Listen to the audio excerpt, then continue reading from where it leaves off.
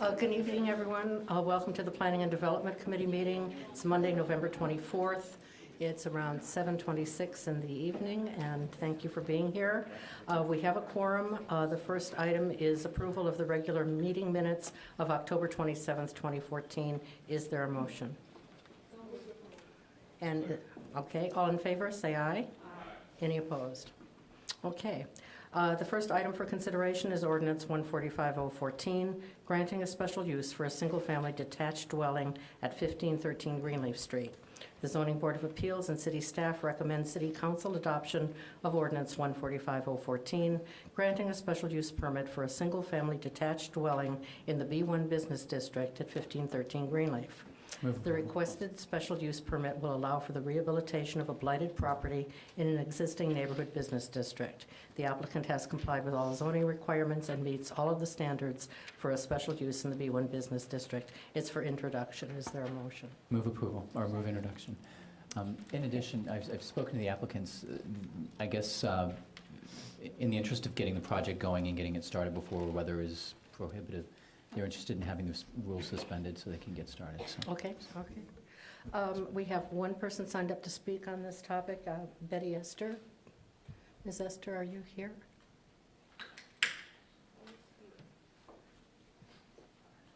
Have we seen? Is that the name? Yeah.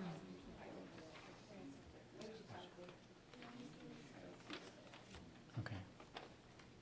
Okay, then we'll go on to discussion. If and when someone spots Betty, we'll let her speak. Okay, discussion on the part of the committee. Is there any? Okay. We have a motion to suspend the rules. Could I have a second to that, please? Second. Okay. So what we're doing is we're moving to introduce and to suspend the rules. No. Here she is. That's okay. Hold you up. That's okay. My name is Betty Esther, and I wanted to speak to your discussion item. I'm not sure what you're going to say. I've been 7 years since I looked at this document, but in it you're talking about revising the zoning. So will there be public meeting, public hearing on the revising of this zoning plan? I'm sorry, Ms. Esther. In looking at the paper, I thought you were signed up to speak on P1. You're actually speaking to PD1. And we're going to move the discussion of the West Evanston plan to the December 8th meeting. Do I have the date correct? Correct. Okay, to the December 8th meeting. Thank you. You're welcome. Thank you. Okay, so the motion is to introduce and suspend the rules for 1513 Greenleaf. All those in favor? Aye. Any opposed? Okay, thank you very much. Next item is P2, Ordinance 146-014, granting a special use for a commercial indoor recreation bar code at 604 Davis Street. The Zoning Board of Appeals and City staff recommend City Council adoption of Ordinance 146-014, granting a special use permit for commercial indoor recreation bar code at 604 Davis. The requested special use permit will allow a new business within the city that will utilize a currently vacant space in an existing downtown retail district. The applicant has complied with all zoning requirements and meets all of the standards for a special use in the D2 Downtown Retail Core District. And this is also for introduction. Second. Okay. No one has signed up to speak on this one. Alderman Nguyen? Yes, I had a question. There was one letter that had some concerns of opposition, and it was about the fact that there was no, I think it's the garbage disposal or the dumpster was not being kept on the property at 604 Davis, and the neighboring property owner, Mr. Belmonte, said that he was not able to resolve this issue. So I'd like to get an explanation from the applicant at 604, or the property owner. Yeah. Could you come to the microphone, please, and just state your name? Andy Spatz. I live at 1216 Main Street.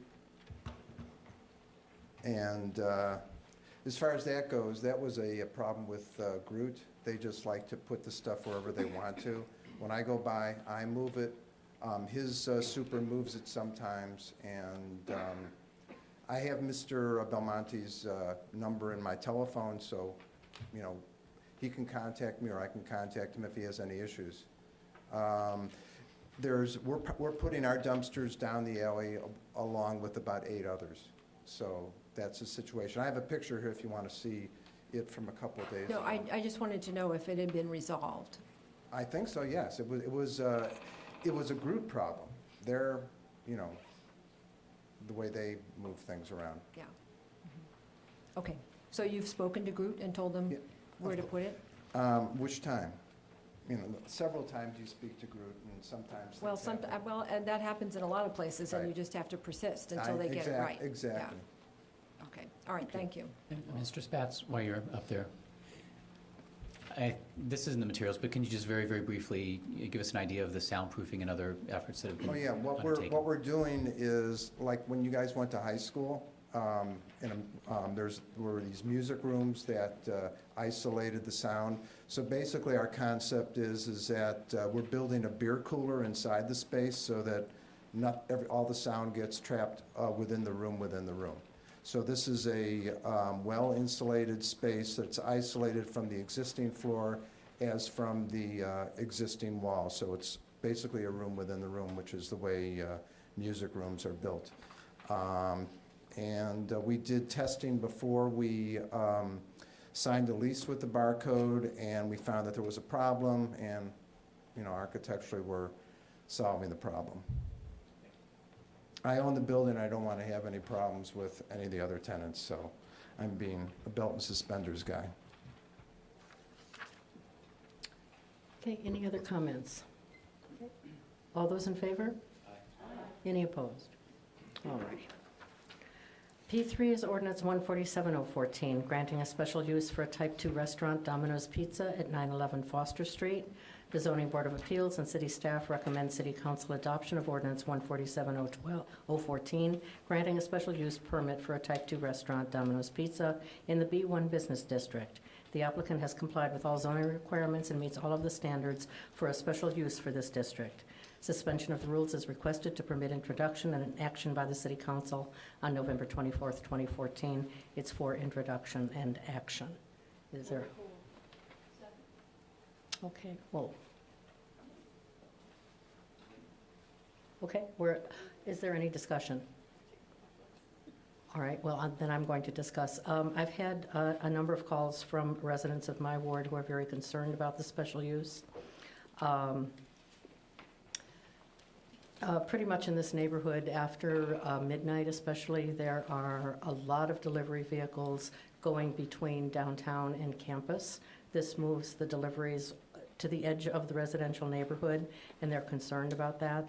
So I will not be voting to suspend the rules tonight, and I will be voting against the special use. So if we can break that into, are there any other comments? Is the owner here tonight? And did you want to say anything? Did you want to come up and speak to the committee? Hi there, Reese Ariave, address is 3134 Valley Falls Street in Elgin. I am the owner, and this is Matt Zaya. He's with our corporate development. I currently own 20 stores in the Chicagoland area, and I've been in Domino's 23 years, and I'm 39 years old. I've been elected and selected on many national advisory boards, and I've also been awarded some of the top honors in the world for Domino's Pizza franchisees for running great businesses that take into consideration the community and the impact that our delivery service or our business might have upon them. So that being said, we've been working with the city of Evanston for a couple years trying to identify areas that we believe could benefit from a Domino's Pizza in the image that our new Domino's Pizza Theater would represent and add to the image of the city of Evanston. We've worked very long and hard on preparing for this store. We've put a lot of time and effort into the planning, into the image of our staff and our team and the training that we bring. We do recognize that the traffic and the noise that could be generated from additional vehicles. We will tell you that, you know, being alongside the rail station there, the train overhead, they do run till 2 a.m. on the weekends, and they run very late during the week as well. So the noise is still going to be there. We've, in the previous meetings that we came by here, we did address the situation of when we would have our commissary food delivery be delivered to make sure it had the least amount of impact to the residents there in the morning time. And we're very flexible to make sure that we are accommodating to where our drivers park, where they're able to drive. We're not going to allow them to park on Foster. They'll either park in the back of our parking lot or across the street, where we have talked with the Northwestern University campus police regarding parking after 4 p.m. in the lot. So we are instructing our team not to have traffic right in front of the store, so that minimizes the impact to the residents there. We do recognize that maid service next to us has about 8 to 10 cars in their parking lot at all times, so that is also generating some traffic there. But based on our commitment to the community, our commitment to the brand of Domino's Pizza, my experience and my commitment to operational excellence, we believe that we can bring that to the city of Evanston and improve the way the city operates and the image of that neighborhood. Thank you very much. Did you wish to say anything? Okay. Alderman Rainey wanted to speak. And then Alderman Holmes. I see. Okay, Alderman Holmes? Well, I wanted to say that I've been speaking with the representatives since last summer, actually, about bringing the store to that location where formerly J.J. Java's was located. I did attend the zoning meeting, and we did have one resident who came to speak about noise.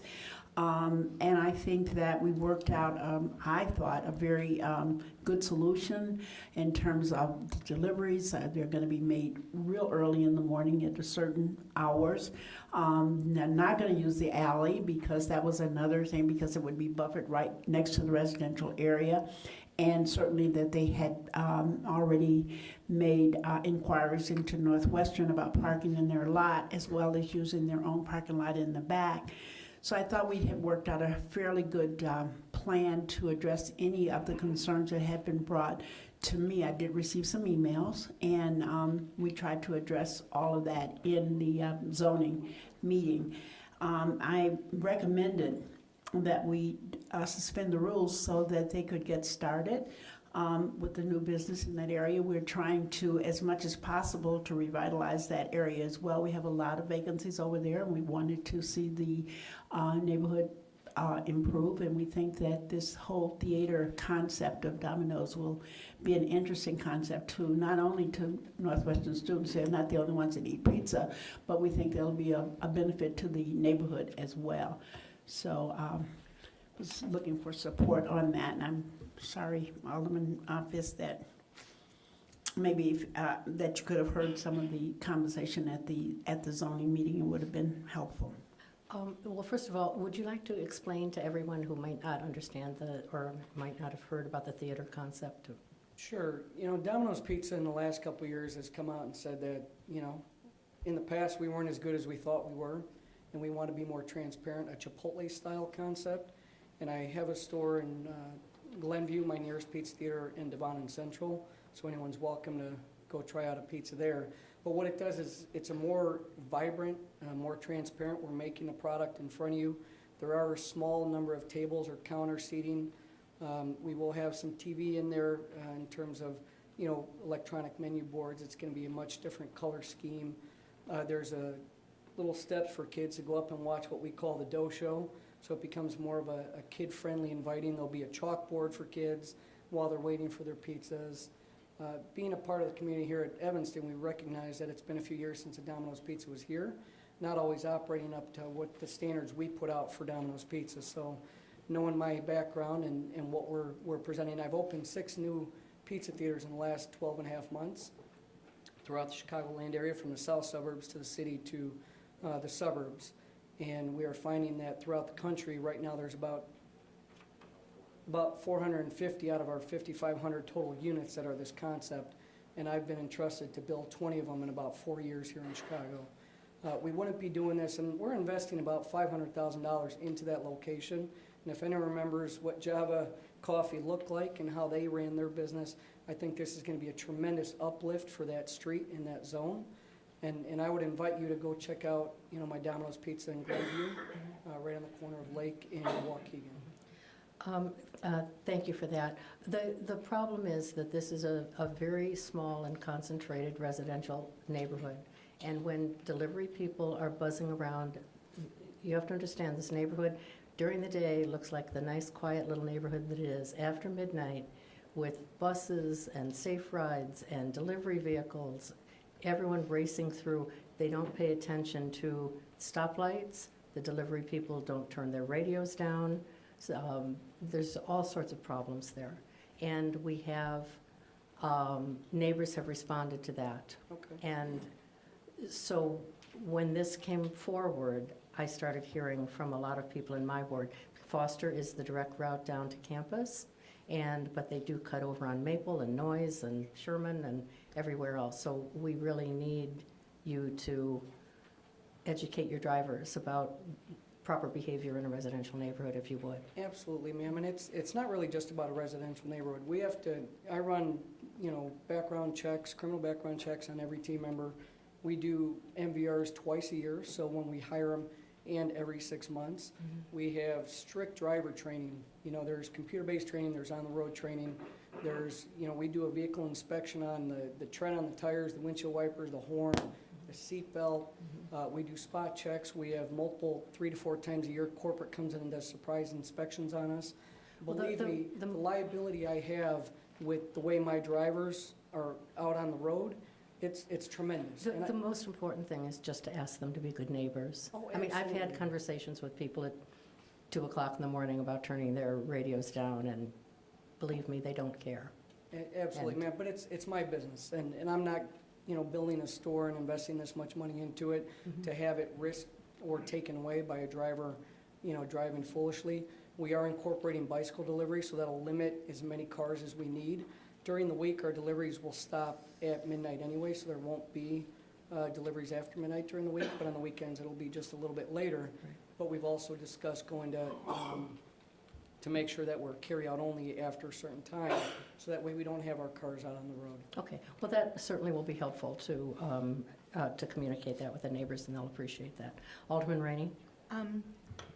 Chairman Fisk, are you anticipating accomplishing something in the next 2 weeks? Or, because you can still support the suspension of the rules and vote against the special use. No, I think... Unless you're planning on making some changes in the next 2 weeks, the only purpose for not voting to suspend the rules is to make them wait 2 more weeks. No, I understand about suspension of the rules, and I think it's important because neighbors have communicated with me that they're concerned about this, and I think it's important to give them 2 weeks To do what?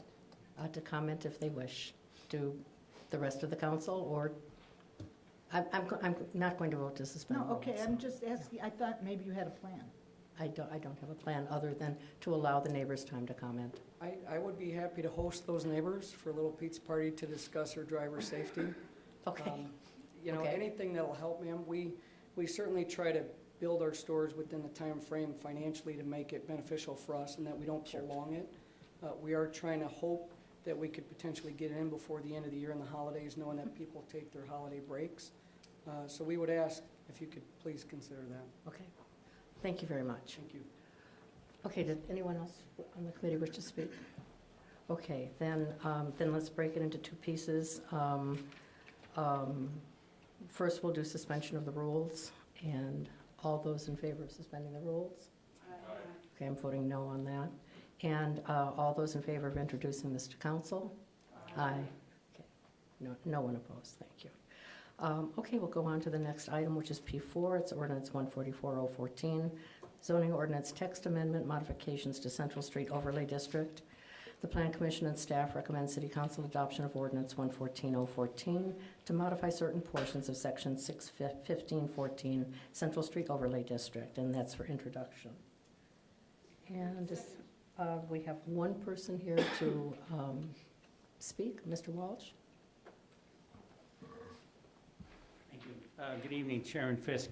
I'm John Walsh. I'm the president of the Central Street Neighbors Association, and I come to speak briefly on this ordinance proposal. I know it's for introduction to the council, but I think it's important that the members of the council and this committee be aware that what this ordinance proposal does, it goes back to the Central Street Master Plan, which was adopted unanimously by this city council in 2007. I know that most of the aldermen have changed since then. I know that essentially all of the city staff has changed since then. And what this proposed text amendment does is ask the council to cut back on prohibitions on site development allowances within the within planned developments in the Central Street Overlay District.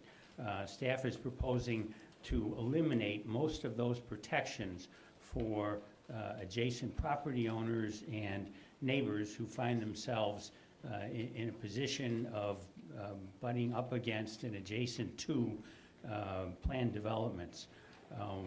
What the ordinance suggests is that the prohibition on site development allowances for building height, floor area ratio, and the number of units be maintained.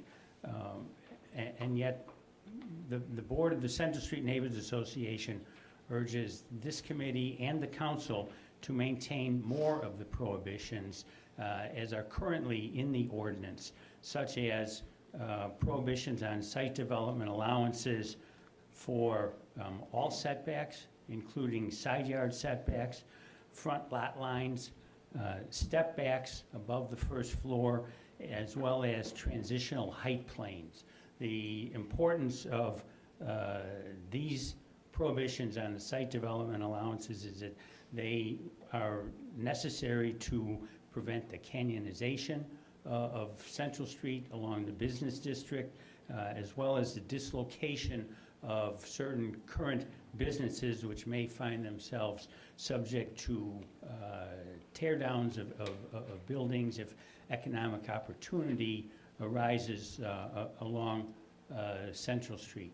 What those prohibitions assured the residential, the residents as well as the business owners in the Central Street corridor is that there would be certainty in the zoning ordinance on what was allowed and what was not allowed. And now that we have a developer interested in taking down a building at 1620 Central Street, suddenly we have a staff which has turned over virtually 100% since the master plan was adopted unanimously in 2007, and suggesting that all of these prohibitions on site development allowances now be eliminated, save for 3. And we at Central Street Neighbors Association urge this committee and the council to direct staff to add the additional prohibitions on site development allowances for setbacks, particularly side yards, front lot lines, step backs above the first floor, and transitional height planes. Put those back into the text amendment so that they will not be eliminated. These are equally important prohibitions on site development allowances for maintaining the integrity of the neighborhood, the existing property values for the residential owners whose properties adjoin Central Street from the hospital all the way out to Crawford Avenue, and also for reducing the development density that ultimately will undermine the integrity of the neighborhood. And I thank you for that. I don't see any lights on. Alderman Grover. Thank you, Madam Chair, and thank you, Mr. Walsh. And anyone else here from the Central Street Neighbors Association.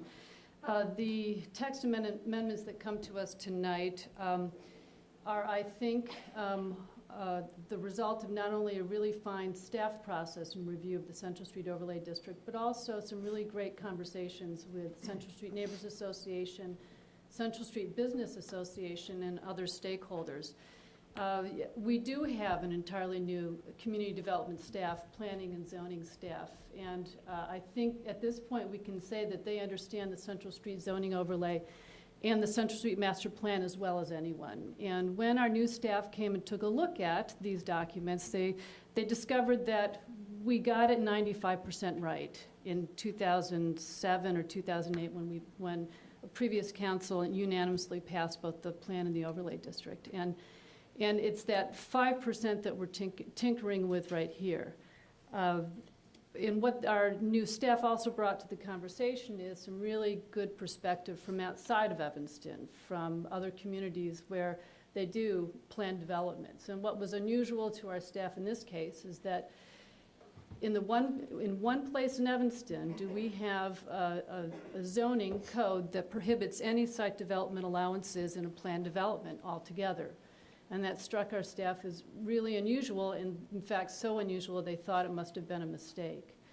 And what it meant is that it's specific to a project 1620 Central Street, but I think more generally is that it makes it very hard then to work within our planned development ordinance to find a way to make it okay for developers and architects to bring into a project the type of variances that are site development allowances in a PD to benefit the neighbors and to work out ways, to negotiate ways for a proposed building to work for neighbors. So as originally proposed, we were going to allow all site development allowances, and working with the stakeholders, we thought it was important to keep some of the prohibitions in place. And so the way we worked it out is that we would allow site development allowances except for, and these three important features, height, FAR, and density, that is the number of units in planned developments. But we would allow site development allowances for a number of other things that makes it possible for a developer architect to work with neighbors to make a building fit into a neighborhood.